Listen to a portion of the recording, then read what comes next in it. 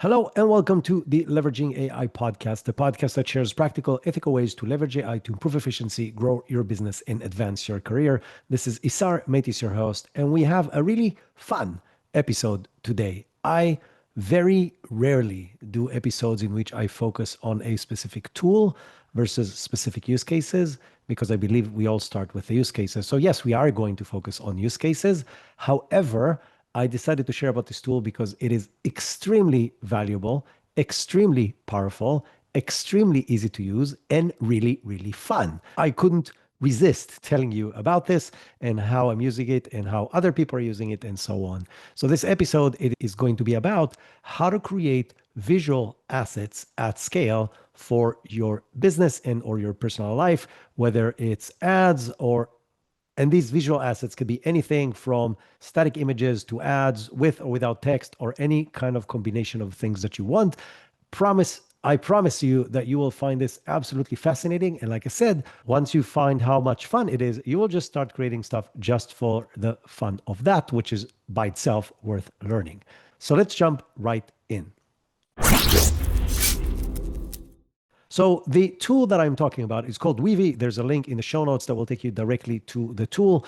And the idea behind Weavy is it combines together multiple different tools. So basically any image generator, any video generator, any prompting of any LLM all into one very easy to use user interface, plus some additional really cool tools that enables you to build these processes or use cases in which you can automate the entire process beginning to end. So I picked several different examples that I played with in the past few weeks, and I'm going to walk you step by step exactly how it works, what are the different components. Now, the reason I picked these specific use cases or built them specifically for this demo is because while each and every one of them represents a relevant use case in real life, each and every one of them will also show you at least one new capability that I did not show in the other use cases. So it's going to give you a very broad idea on how this actually works. Now, since this is a very visual tool, feel free to later on when you're not driving or doing your laundry or walking your dog to switch to our YouTube channel and watch it over there. There's going to be a link in the show notes to our YouTube channel as well. So let's dive right in. So first of all, let me explain to you what is Weavy before we dive into this initial use case. Weavy is a canvas that you can add multiple steps and string them together into a process that becomes a reusable machine that generates consistent visual outputs. These could be images, videos, with or without text, etc. You can choose any image generation tool, any large language model, any video generation tool, and combine them together to generate the outputs that you want, combined with several different internal tools that I'm going to show you as we review the different processes. So this particular process is called baby clothing, but in reality, it's a product promotional process. And I will show you what it does. The input that it gets is just an image of a onesie in this particular case. Could have been a shirt, could have been anything else from the internet that I just drop into this. You can see that the type of the box is file. So I just uploaded the file. And what it's doing then, it is trying to understand what's in it. So it's reading the actual image, understanding what's in the image, and then I'm going to use the understanding of what in that image in the following steps.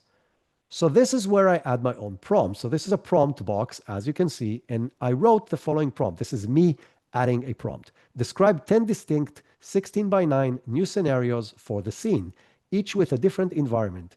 Each should be a description of a potential ad. The baby must wear the same exact onesie in all images, and I ask it to separate all of them with an asterisk between the different ideas. So what I connected to it is I connected to it the original image plus the prompt that I just read to you, and I connected it into a large language model box.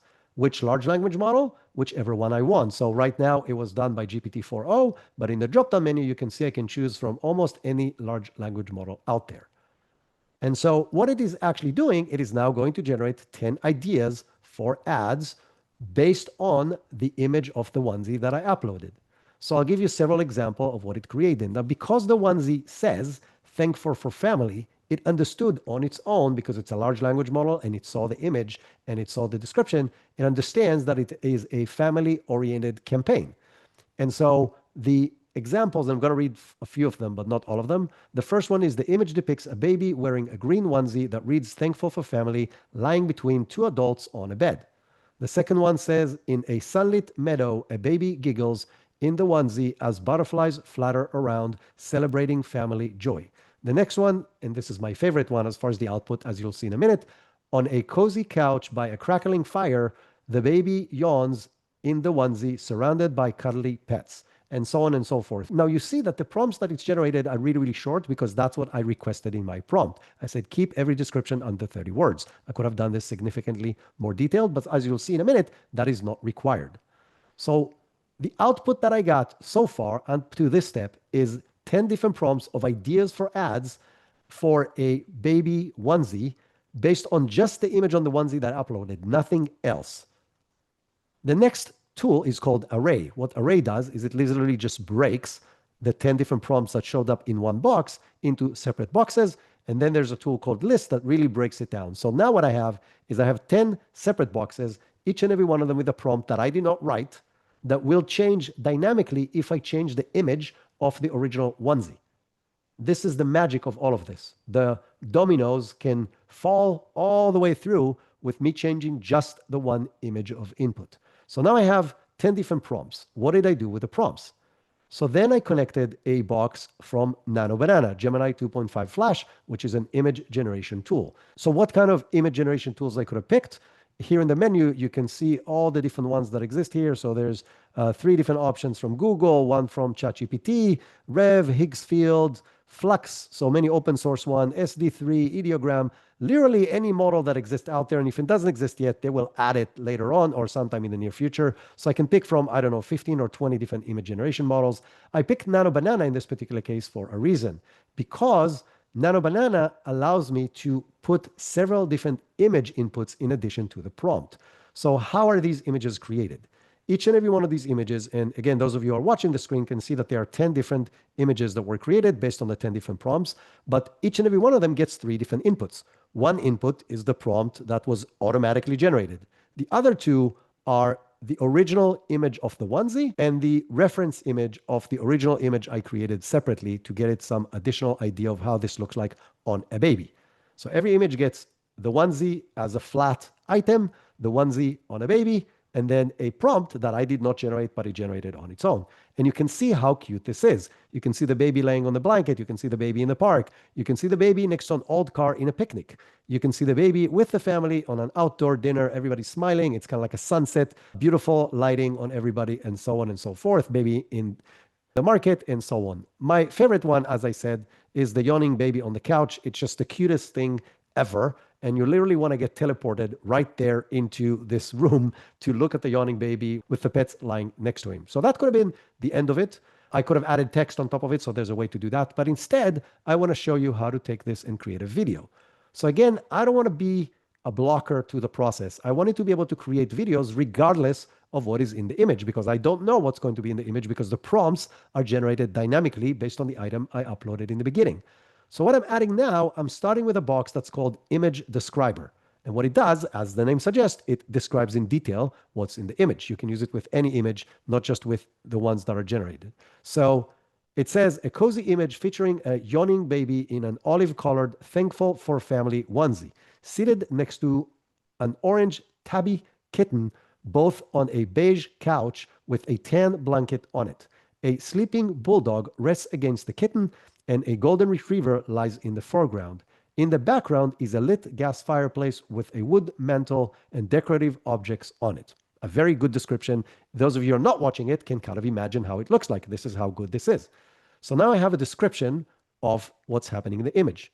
And then I wrote a prompt that, again, I built as a generic prompt on purpose. You're an expert video ad script writer. Please create a script for a short video that starts with the image that I attached and continues for about 8 seconds. The goal is to highlight the baby's onesie and provide a cozy family feeling. Include instructions for the background music and sound effects. And the reason I ask for that is because if I want to use VO3 or another image generation tool like Sora that knows how to create sound as well, I want that to be included. So now I have the image of the baby on the couch. I have the description in words of exactly what's in the image, and my prompt on what I want the tool to do with it. And I connected all three of them into, again, a large language model tool. In this particular case, if I click on it, you can see on the right, I selected Anthropic 3.7 Sonnet because I think it is more creative than the other ones. And it created a prompt that is a script for an ad. And then all I have to do is connect it to a video generation tool. And one of the cool things here is because I have all the video generation tools, I can test all of them in parallel and see the different outputs. So on the top, you can see one from Higgsfield that is really, really cute. And again, all we're seeing is we're seeing the yawning baby and we're seeing the fireplace moving and the pets are moving around a little bit. The second one has a lot less motion and is more boring, and that's from Runway. And the third one is from Minimax, which is also really cool with the baby more moving, but it distorts a little bit as it zooms in and out, which I don't like. By the way, for each and every one of them, I could have ran it X number of times until I get an output that I like. So if I now want to get a completely different output, all I need to do is change the onesie in the very first step, and it will automatically come up with 10 new ideas that are related to what's on the onesie as far as the topic. Break it down into 10 different prompts, create 10 different images, pick the best image, and generate 3 different cute videos in 3 different image generation tools when all the work that I have to do is change one picture. So this is one aspect of this. I want to go to a separate use case that will repeat some of the stuff, but will use some other capabilities. So in this particular case, many of my clients are in the branded merchandise universe. And what they do is you want to purchase a product and you want to put your logo on it and you want to be able to see how it is going to look like. So what I created here is a machine that does exactly that and creates promotional assets to promote it. So the first input is a product that you can upload. In this particular case, I took a white metal water bottle that I found on the internet. The second input is my company's logo, my second company. So DataBreeze, which is the software company that generates reconciliation automatic processes with AI agents. That has nothing to do with what we're doing right now, but it's a logo and a brand name as a PNG with no background. And I wrote a prompt. And again, you'll see that the prompt is very generic. You're an expert in promotional product logo placement. I would like you to look at the product in the image I'm providing you and consider multiple aspects where should the logo be placed in order to make the product appealing while the logo still appears on the product in a clear way, and then apply your decision and place the logo in the location on the product. Make sure that the logo is accurate and that is laid on the surface of the product in a photorealistic way. The entire product and the entire logo must be visible in the image. So again, I don't know which product and I don't know which logo, but because I wrote the prompt very generic, it will work. So then I took Nano Banana, which again is the same image generation tool, but I could have tried other ones as well. And I'm giving it the 3 inputs. I'm giving it the prompt, the generic prompt. I'm giving it the product and I'm giving it the logo, and I get an output that is absolutely amazing. It looks completely photorealistic and it has my logo that looks curved on the water bottle, placed in a logical place to place it, which in this particular case is mid-height on the water bottle. But then I use the same trick that I used before. I want to show the product with the logo in different cases. So I wrote a prompt that again is generic. You are an expert marketer in the promotional product industry. Your goal is to come up with 10 different detailed descriptions of scenarios that can highlight how to use this specific branded product. Again, I don't name the product because I don't know what somebody will upload to this process. And then I gave it several different examples and then make at least 2 of the ideas funny. And if the product requires manipulation for some of the images, make sure you mention that in your description. As an example, if it is a water bottle and somebody's filling it up, the cap should be off. The reason I added that is because I did not do that in the beginning and then it didn't work well. And so I added that function in the end. And just like in the previous steps, I'm attaching it to a large language model. What is the input of the large language model? The prompt I just read to you, plus the image of the product with the logo on it that was auto-generated by this process. So very similar way, it creates 10 separate prompts. Then I put it into an array, which creates a list. So now I have 10 different separate prompts, each and every one of them in a separate box. And in a very similar way to what I did before, I'm connecting them to Nano Banana. And Nano Banana, this case, has 2 different inputs. The prompt, one of the 10 prompts that was auto-generated, and the image of the water bottle with the logo on it. And you can see how cool this is. And so for those of you who are not watching, I will describe it. In the first one, there is a lady businesswoman dressed up in business attire, in an office with the background has an office space with two people in a meeting room, and she's standing next to a fancy water fountain, and she's filling up the water bottle, and the logo is clear in the image, and the cap is off because she's filling the water bottle because I prompted it before. Then there is another image of a marathon runner, again, female. A lot of people are cheering on the side. It actually did something very, very cool, which on the background and on the shirts of other people who are cheering to her, it also put data breeze as something that is everywhere in the image. It's not over the top, but she's there, and another lady on the side of the track is filling up her water bottle from a jug of water. The next one is a business person dressed in a suit, and he's holding the bottle. He's sitting next to a desk while something in the background seems like a Zoom meeting that he's on, and he's showing off his fancy bottle. The next one is a marathon runner. The next one is a couple on a hike, and they have matching bottles, and they're standing happy, smiling on top of the mountain. And I didn't create the prompts for any of these. They were all auto-created. So here I did something similar to what I did before, but I wanted to show you other things that you can do with this tool when it comes to video generation. So I started with a similar process to what I did before. I asked the image descriptor to describe the image, one of the images. In this particular case, what we see is the bottle right in the middle. In the background, there's a beautiful scenery of a sunset next to a lake, and you can see it standing on a yoga mattress, and you can see the legs of a female person that is leaning down to pick up the bottle, but we're not seeing her because it's focused on the bottle. It's actually an awesome ad if we wanted a static image to promote this.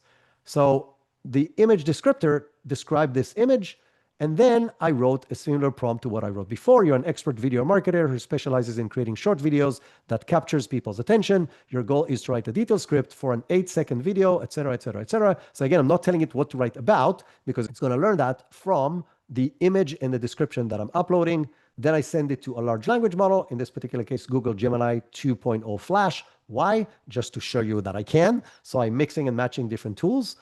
And then I connected the output that is now a detailed script of exactly what needs to happen second by second over this entire video. So it's a very long description that is broken down into seconds on exactly what needs to happen.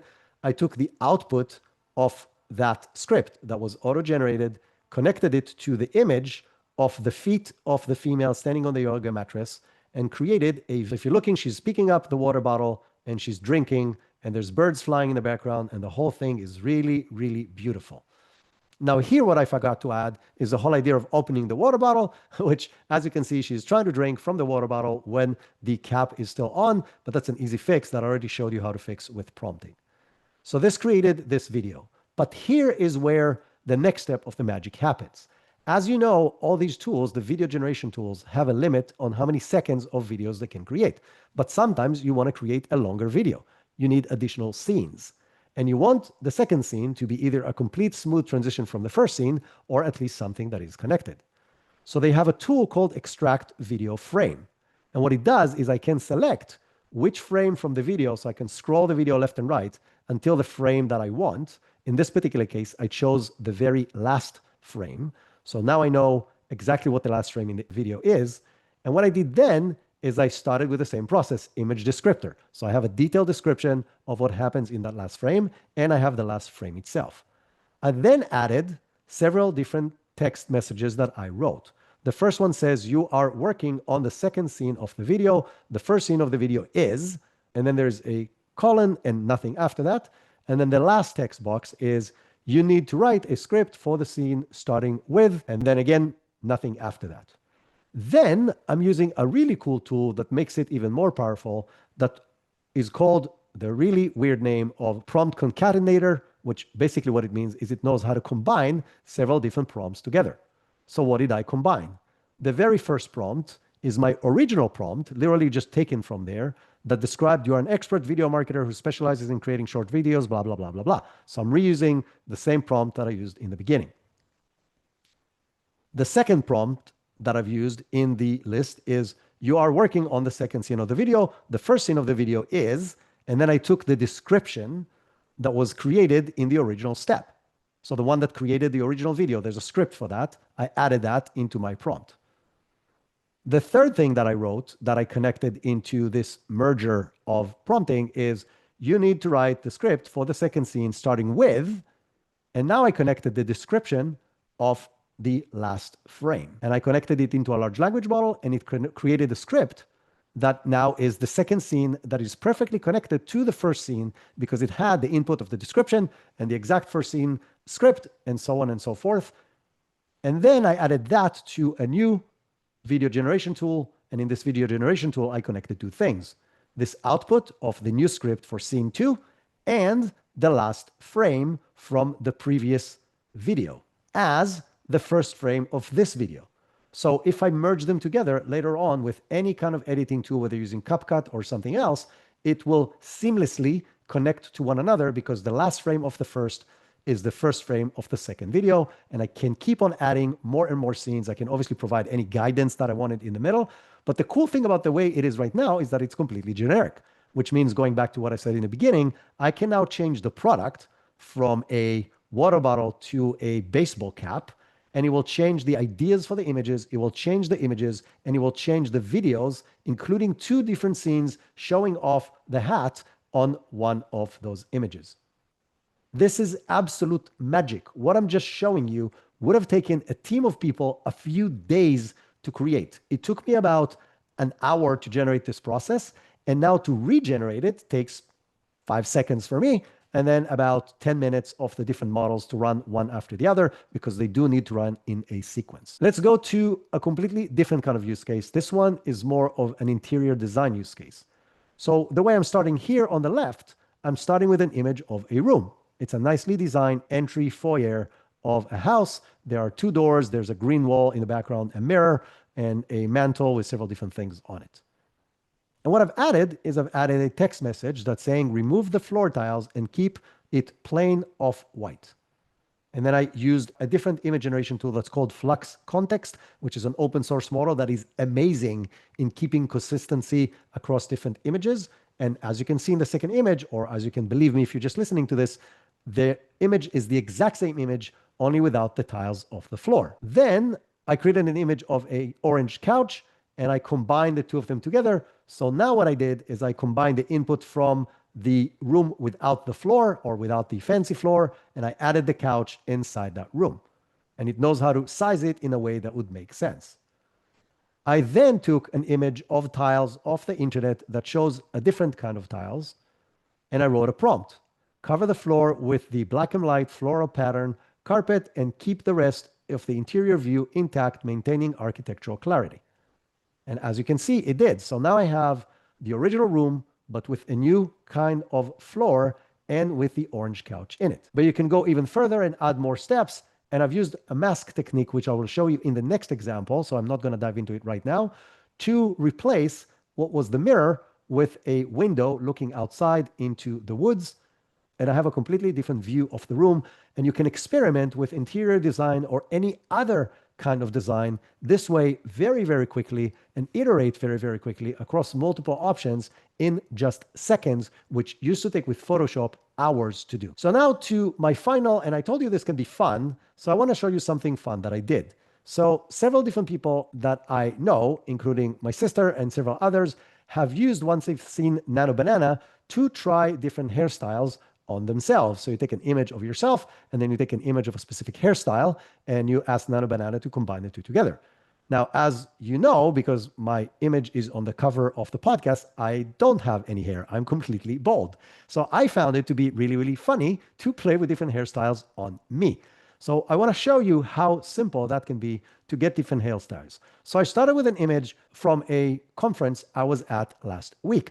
It's a selfie of me and one of the fans of the podcast that wanted to take a selfie with me. So both of us are in the image, and you can see the background of the conference hall with all the different lighting and so on.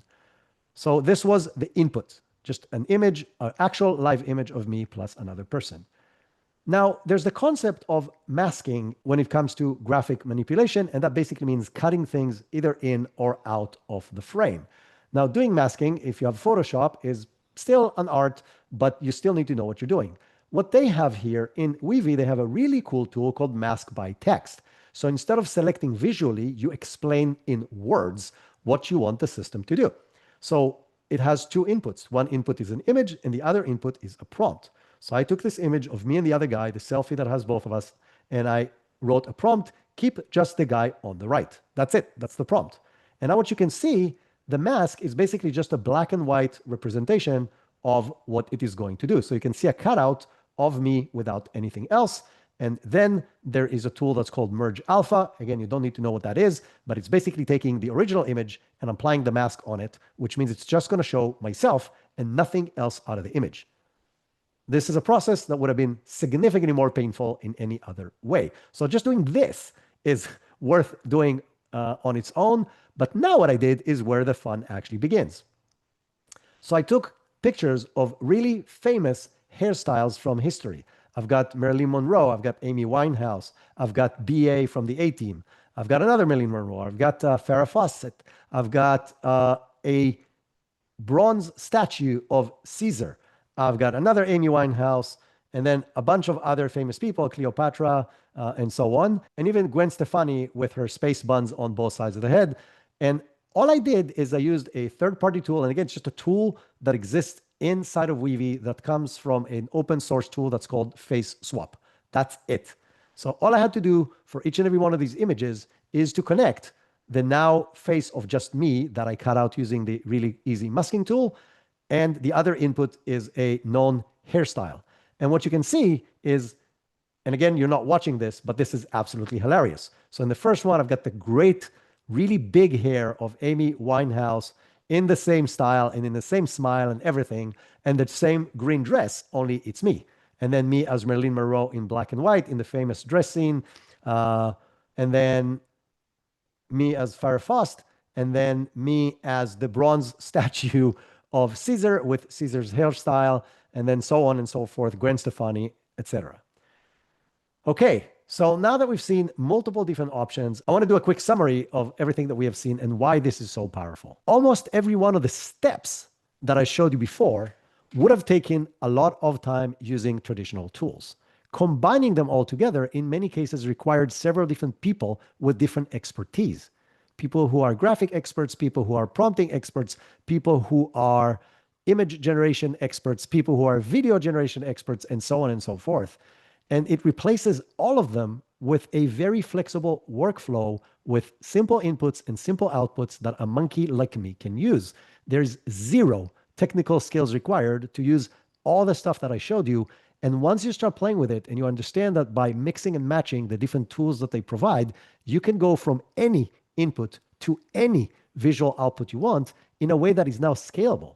You want to do the same process every single day or every single week or whenever. All you have to do, if you do this correctly, is replace the input that you created, whether it's a prompt or an image or several images and several different prompts, whatever the input is, and it will give you all the different outputs that the process knows how to generate. This is an insane time saver, and it is even more incredible when it comes to ideation and experimentation. Now, by the way, they do have all the different upscalers that are up there. So while the original image that is generated is usually not high resolution because it's generated by Nano Banana or SD3 or whatever, you can upscale them with really powerful upscalers and get significantly high resolution images. You can change the aspect ratio of any image and outpaint so it's not blank. So you can take a square image, change it into a 16 by 9 or by 9 by 16 or whatever you want, and use an open source model to outpaint the rest so it still looks like a complete image, and so on and so forth. Literally, anything you can imagine, you can do with no technical skills, set it up once, and then run it as many times as you want. This is the magic of AI at its best. So go back to the show notes, click on the link to get Weavy and start playing with this. I think you get X number of free tokens to start playing with this for free. One more thing that I will say that is really important to know, there's a growing community of this tool, and many of these people are sharing their templates. So if you don't know how to use something, just go to a large language model or to Google if you're still old school and say, hey, I'm looking for a Weavy template that does 1, 2, 3. And you will most likely find one, and then you can duplicate it, learn how it works, make whatever changes you want and make it your own, or just take components out of that template and combine it with components of other templates to create your entire workflow. So the community aspect of this makes it even easier and even more fun. That is it for today. I really hope you found this helpful. As I mentioned, I highly recommend if you listen to the entire podcast to, when you have a little bit of time, go watch the YouTube video as well. It will give you a much better understanding how this works. But I hopefully was able to describe everything that's on the screen and how it is working. And if you are enjoying this podcast, please hit the subscribe button so you don't miss any episode that either myself or a guest or the news that we share every single week. I do the very best that I can to bring you the best, most practical content on the web right now and on podcasts for sure. So subscribe and share the podcast with other people. There's a share button on your podcast player. Just click share it with a few people that can benefit from it. I would really appreciate that. And until next time, have an amazing rest of